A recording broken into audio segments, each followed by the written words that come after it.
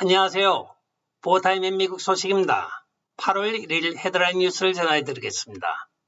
보타임의 오늘의 첫 번째 소식을 전해드리겠습니다. 정부 간행물인 페더럴리스트의 주필이 FBI가 2020년 대선에 개입한 사건과 2016년의 대선에 개입한 사건을 보더라도 이 기구는 즉시 특검에 의한 감사를 받은 후에 해체가 되어야 할 미국의 조직이라고 이야기를 하고 있습니다. 공적으로 모든 수사를 해야 될 FBI가 2016년도 도널드 트럼프 대통령 감시 도청영장을 받을 때 그것을 거짓으로 사실 확인서를 발급하여 도널드 트럼프 대통령 도청을 받게 만들었을 뿐만이 아니라 2020년도에는 도널드 트럼프 대통령이 취임한 것을 저지하기 위하여 조 바이든의 랩탑 사건을 허위라고 감춰왔던 사건에 대하여 일침을 가하고 있습니다. 수사기관으로서 정식적으로 혐의가 있는 범죄 사실이 오게 되면 진실 여부를 먼저 밝힌 다음에 그것을 수사할 것이냐 안 할 것이냐 해야 하는데 FBI 경우에는 두 건 모두 다 묻지마 수사 종결을 하였던 것입니다. 이에 대해 페더럴리스트 발행인은 중간선거가 끝난 다음에 공화당 주도의 특검을 만들어 이 사실이 확인이 되면 즉시 FBI를 미국에서 해체해야 한다고 이야기를 하고 있습니다. 정파적으로 움직이는 국가기관이 존재하는 한 미국의 민주주의는 있을 수가 없다고 이야기를 하며 FBI에 지금 추상과 같은 비난을 가하고 있습니다. 다음 소식입니다. 일전에 보고해드렸던 텍사스주와 아리조나주에서 불법 입국자들을 주지사들이 리무진 버스에 태워 워싱턴 DC로 공수하였다는 보도를 해드린 바가 있습니다. 그간에 150대 이상의 리무진 버스가 워싱턴 DC에 도착하여 불법 입국자들을 워싱턴 DC에 하차를 시키자 이제는 워싱턴 DC 시장까지 발벗고 나서서 조 바이든을 압박을 하고 있습니다. 맨 처음에는 워싱턴 DC 시장인 바우저리 텍사스 주지사 와 아리조나 주지사를 비겁한 자라고 욕을 하였으나 막상 점점 몰려드는 불법 입국자들이 워싱턴 DC에서 여러가지 문제를 일으키고 특히 의사당 주변에 많이 배회함에 따라 의원들로부터 압박을 받는지 주 방위군 요청을 하였습니다. 또한 백악관에도 서신을 보내 조 바이든 대통령에게 연방방위군을 즉시 파송해달라고 지금 이야기를 하고 있습니다. 좌파인 바우저 시장이 그간의 조 바이든 행정을 적극 지지한다고 호언장담하였으나 막상 자기의 워싱턴 DC가 넘쳐나는 불법 입국자로 인하여 여러가지 사회 문제가 발생이 되고 의원들로부터 비난이 쇄도하자 자기 살기 위하여 조 바이든에게 지금 당장 주방위군을 파송해달라고 요청을 하고 있는 것입니다. 자기 주가 아닌 다른 주에서는 고통을 느끼든 말든 잘한다고 했다가 막상 자기 주가 당하고 보니까 많이 힘든 모양입니다. 다음 소식입니다. 코로나와 더불어 매일매일 바쁜 삶을 살아가고 있는 조 바이든입니다. 조 바이든이 지난주에 코로나 바이러스 검사 결과 양성 반응이 나타나서 5일간의 격리에 들어갔습니다. 5일 격리 후에 치료가 되었다고 화이자 제약의 팍스로비드를 아주 과대선전하였으나 하루 만에 다시 재발하여 다시 5일간의 격리 상태에 들어갔다고 백악관이 발표를 하고 있습니다. 참 바쁜 조 바이든입니다. 행정에 바쁜 것이 아니고 코로나에 걸렸다 나왔다 걸렸다 하는 이 사태에서 지금 조 바이든만큼 바쁜 사람도 아마 없을 것 같습니다. 조 바이든이 코로나 백신을 맹신하였으나 본인은 정작 코로나 때문에 지금 격리되었다가 완치되었다가 또 격리를 당하고 있는데 과연 이 코로나 백신이 효과가 있는 것인지 많은 의문을 자아내고 있습니다.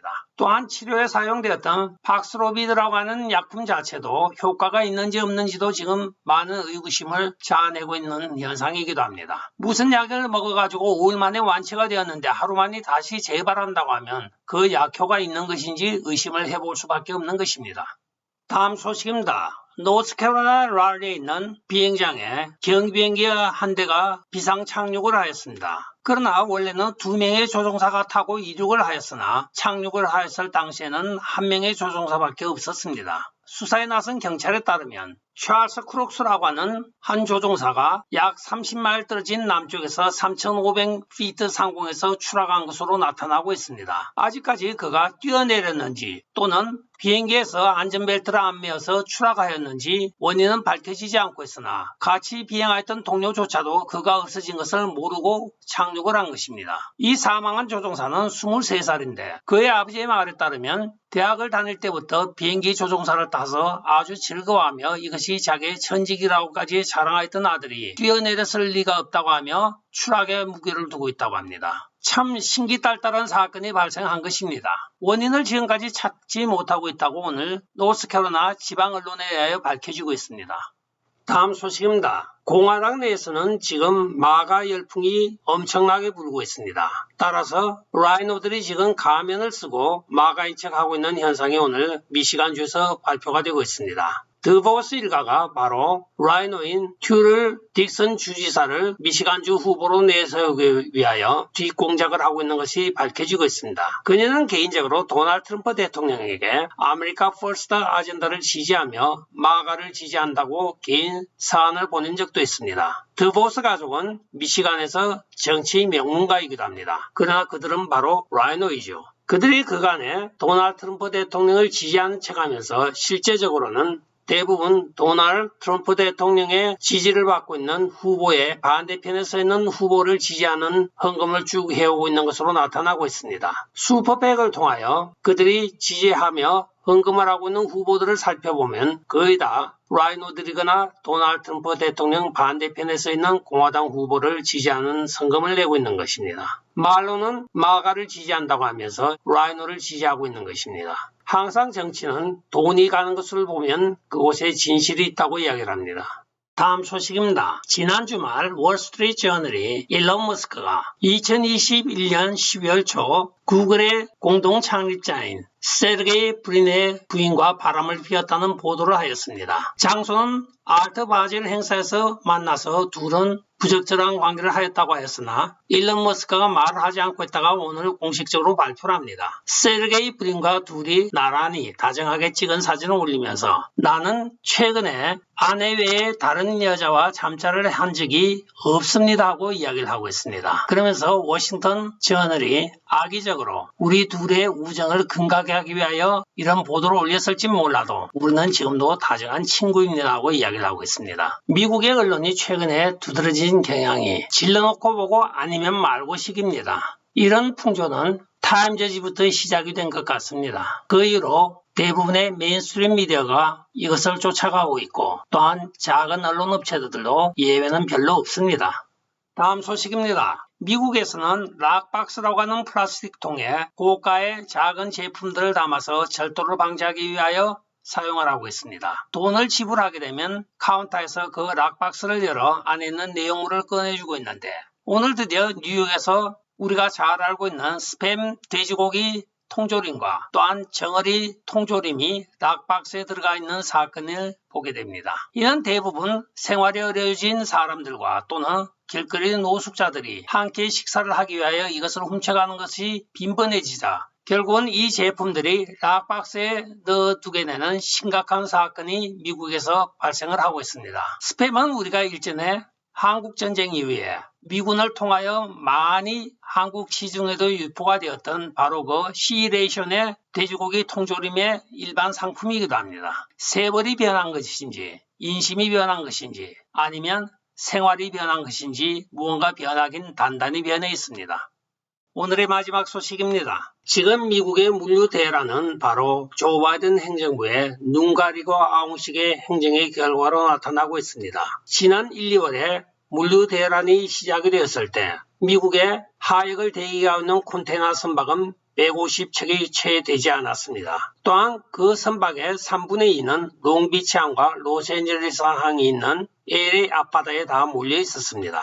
오늘날 롱비치나 로스앤젤레스 앞바다에는 대기 중인 선박이 29척밖에 없습니다. 얼른 보면 물류 대란이 해소가 된 것 같지만 아닙니다. 오늘날 채화가 되고 있는 컨테이너 수는 약 156개 선박으로 알려지고 있습니다. 1, 2월에 대비하여 한 7척이 늘었다고 하지만 그건 아닙니다. 한 척에 많이 실리면 컨테이너가 10,000개가 실리게 되어 있습니다. 이 물류 대란으로 인하여 오션 프레이트라고 불리는 선박 운임이 크게 올랐습니다. 지난 1, 2월 이전까지는 아시아 항구인 한국이나 중국 산둥성에서 출발한 컨테이너선들이 미국까지 컨테이너를 하나 운반하는 데는 평균 프레이트가 3,800불에 불과했습니다. 그러나 오늘날 평균 미국 선박협회에서 밝힌 바에 의하면 그 가격이 17,000불까지 올라 있다고 합니다. 이는 의도적으로 조 바이든 행정부가 미국의 물류 대란과 인플레이션을 임의적이고 인위적으로 일으키고 있다고 보여지는 증거이기도 합니다. 그리고 지금 미국의 하익을 대기하고 있는 많은 선박들은 동부 해안으로 몰려들고 있다고 합니다. 에일이나 롱비치항이 채화가 심하므로 동부로 가라고 미 선박협회에서 가이드를 주어 그들은 더욱더 먼 길을 돌아 뉴욕이나 세바나 조지아 또는 플로리다 잭슨빌 쪽으로 가고 있다고 합니다. 그쪽에 수많은 채화가 일어나므로 결국은 미국 내에서 채화가 되고 있는 선박의 컨테이너 숫자는 훨씬 늘어나 있는 것입니다. 이것은 글로벌리스트들과 조 바이든 행정부가 공모를 하여 미국의 물류 대란을 일으켜 물가를 올린다고밖에 볼 수가 없는 것입니다.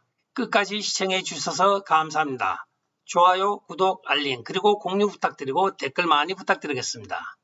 안녕히 계십시오. 바이.